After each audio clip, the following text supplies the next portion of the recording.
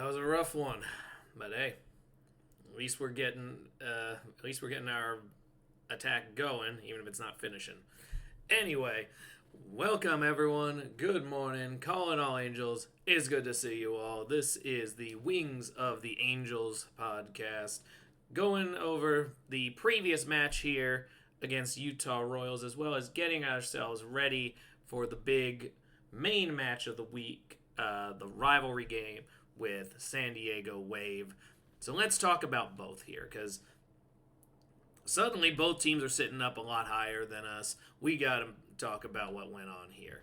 So I kind of went through all this. For those that need a quick recap of the basics, I got it here. We had a 1-0 defeat to Utah Royals. If you need to see, it's on the live. It is available on the channel if you want to go through that game. I believe I got the video up, at least from the recording. It missed the very beginning, but I think you got it from like the third or fourth minute onward. But yeah, it was a game that I thought going in, Angel City was in position to win, and for the first half hour, it certainly looked that way. They were very aggressive, very dominant. It was hard for Utah to make any headway in the direction of the goal. And anytime it did, it was very fleeting. Unfortunately, one of those fleeting moments happened to be Khalil Cass's goal that Paige Cronin set up. And no shade on it, it was a perfectly set up goal. There was no real busted play other than just losing the ball on a bad pass. But, I mean, that is fairly common just in soccer as a whole. Like, you're going to lose possession of the ball at some point, and it just happened like there were plenty of people there, and it dropped in right where the player needed it. It was as good of a pass as you could get. So credit to Paige Cronin on that kick, because that was really the difference in the score. It was the only difference in the score. As well, just good finish by Lacasse, who also ends up getting a yellow card right before halftime. As a result of what had been a rough tackle that led to Mayara actually getting very aggressive with her and taking our first direct red card of the season. Not a great time for it. I thought it was... I don't know if I would have gone red necessarily, but it was definitely card worthy. And I do understand that they was trying to shut down what had been escalating, because that sequence had escalated because of her. So I understand the red card, even if it does work against, because Angel City is now going 10 versus 11 for the entire second half. And to their credit, it was about as good of a second half as you could ask for a team that only has 10 players. They went hard at the goal. A lot of shots fired. Ball stayed in the offensive half for most of the second half, especially from minutes 46 through, I'd say, 85. It was pretty much a good 40 minutes of Angel City maintaining control of the ball, like at least in the offensive half. Utah would have the ball, but they would mostly be controlling it just defensively, not really pressing forward. And when they did, as soon as they got into their offensive half, they'd lose control of it. So it felt very much like Angel City was on the aggressive, and yet no goals were able to go through. And for what it's worth, I do have to credit a lot of that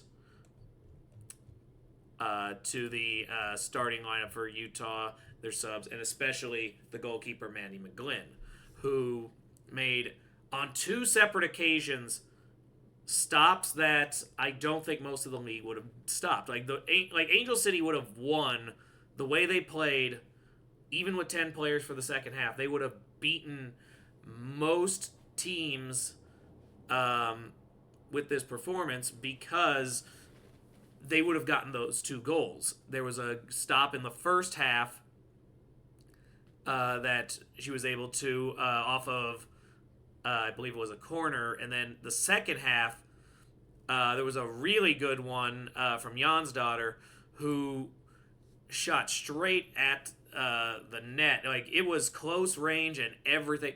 She laid out for this thing, and it was impeccably timed. Like, should have been a goal. Absolutely should have been a goal. Most keepers were not stopping that. McGlynn stepped up, and it was a huge performance for Utah. Obviously, it carried them on the momentum for a good bit because I'm recording this in the latter half of the week. So I've seen them get the win over Houston since then. So they've stepped up, and I will tip my hat to them. This was a good performance for Utah, and honestly, there was a lot of good for Angel City. Their midfield looked a lot better than it did when they returned from the break and were very sloppy. The problem now is they're struggling to press forward. And once they're in that front, they don't get that last pass. And they need that last pass to actually, score.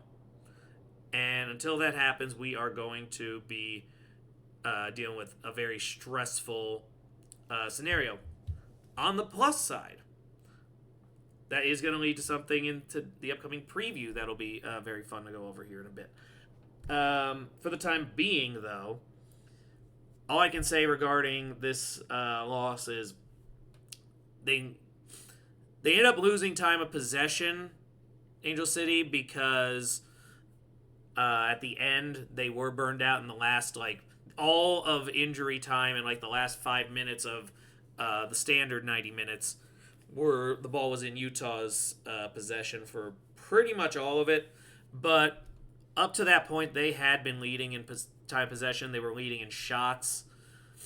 Just overall, Angel City had the better performance, I felt, especially given what they were working with, but just didn't get something out of it.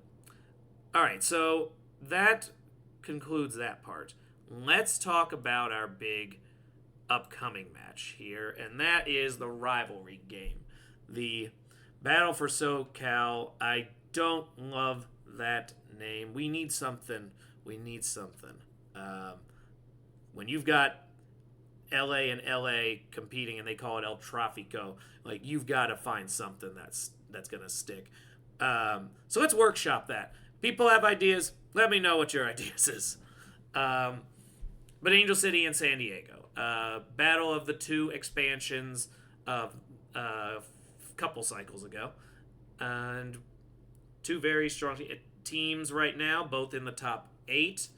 That might change based on the results of Friday's match. Angel City might be down to 9th at that point, but they'd also have 2 to 3 matches in hand on everybody. So this is a big one. Good chance to get some points back, start moving back up the standings. They have historically they've gained points against San Diego most times. They do get up for this opponent. That said, San Diego was in first as recently as a week ago, and I am sure that has not lost on them. They are very much looking for getting their stuff back. They want to be back in the saddle. And so they need this dub. You are going to see both teams play very aggressively after some rough defeats. San Diego doesn't have it much easier after this match. They're hosting Washington Spirit, so they can't be caught looking ahead here. It's just you go from sudden upset, which you shouldn't have taken, now to a rivalry, and then to another major contender. So, yeah, this is going to be a rough couple, and they got to be on point. Angel City is getting some good news. Well, one of the temporary contracts has officially sunsetted. They are getting Claire Emsley back. She has been reactivated on the roster. She will be available for Saturday's match. I would not expect her to be in the starting lineup. She just came off maternity leave, and I'm sure she has been conditioning. Game conditioning is very different. So my guess is it'll be very similar to when we started bringing back players with injury before. They're going to be reserves. They're going to come in probably second. In her case, I'd probably say the third sub window, probably late in the 80th minute. just to get the running in, or if we need a goal, she'll be shunted all the way up to the front to try to get another attacker up there. And she will be effective because for short bursts, that's probably not going to be a problem. But it's going to be working that way up to doing 45 continuous minutes and a half and then taking 15 minutes and being able to pick that up again. It's definitely going to take some time. But if she's been working at it, she'll be very much a good factor and ready to help immediately. I'm just thinking back to the playoff run in the WNBA, which starts today, by the way. Go Aces on that. When the Aces made their title run last go around, one of the big surprises was that Cheyenne Parker Tyus was able to be cleared after the maternity leave. Everything was good to go in the middle of the playoff run. Because honestly, if she had not played basically the entire season, I had completely spaced because that name was always sitting like on the injury list at the start of the games on the broadcasts, and it was like, then suddenly she wasn't there. It was like, was she released or is she healthy? And then suddenly she's in the games. And she couldn't go for long stretches in the playoff run, but she was extremely effective for the short burst she was. And that was very instrumental. So hopefully the prep work has been very good. I imagine this one will be pretty short. It will also be very emotional because she just came off maternity leave and she's here for the Mother's Day game. Or Mother's Day Eve, rather. And so it'll be a nice moment for everyone, and then it'll be back to the grind. My guess is what works out perfect is she'll spend these next couple of weeks up until the May 31st game in 3 weeks, probably coming in as a reserve, gradually expanding the minutes, and then since the entire month of June is being cleared during World Cup and some international plays, by July, I'm expecting she'll be back in the starting lineup, and it's going to look seamless. So that's just my guess on the matter. I'm very excited that she was able to get back in before the second long break of the season, and thankfully the last long break of the season, and that she'll get a few games in to get the conditioning up. It's going to be great.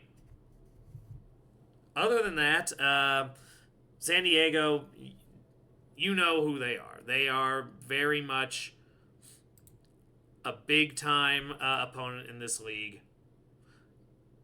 Let's go through what they are, because with the San Diego Wave, hold on, I'm sorry, I'm just pulling up some stuff here for it. So in their case, you already know some of their attackers. We've had them in the live before. So Dudinia, Leah Godfrey, always problem there. Amelia Van Zanten has been very effective pressing the ball up. She was usually very much in control of the ball. This was one of those teams where there's a lot of back and forth with the defense setting themselves up. So you'd see McNabb, Wesley, Maroney, and Van Zanten really controlling the ball quite a bit, trying to set up plays. And, just a lot of quality players here, especially up front with Ludmila, Dudinia, and Godfrey. It's going to be a problem, to say the least. They are going to have challenges trying to stop San Diego. I do expect them to score, but Angel City is at home. They do step up for the opponent. So my main prediction for this is going to be, hold on, I'm putting the book down. I am going to say 2-1. I'm going to give Angel City the 2-1 win. And I would say second goal probably comes in as a go-ahead. So I don't know specifically who will be the scorers, but my guess would be Jan's daughter gets one at some point, and then I am going to, it's tough trying to peg the goals because it really could be quite a few different players. I'm not gonna get in the business trying to pick the goal scorers because that's actually going to probably drive me nuts. But I do expect Janzar to get a return to form here and return goal here. But that'll be my only prediction on offensive output. In any case, 2-1. I'm expecting 3 points. I'd be happy with just getting the split, though, because San Diego is one of the high-quality opponents, and just getting the points in this first go is going to be big. But they do need to beat them once this year, and it would be much more advantageous to do it now when it's in BMO Stadium rather than having to go to Snapdragon and try to do it there. Anyway, I've talked your ear off long enough on this.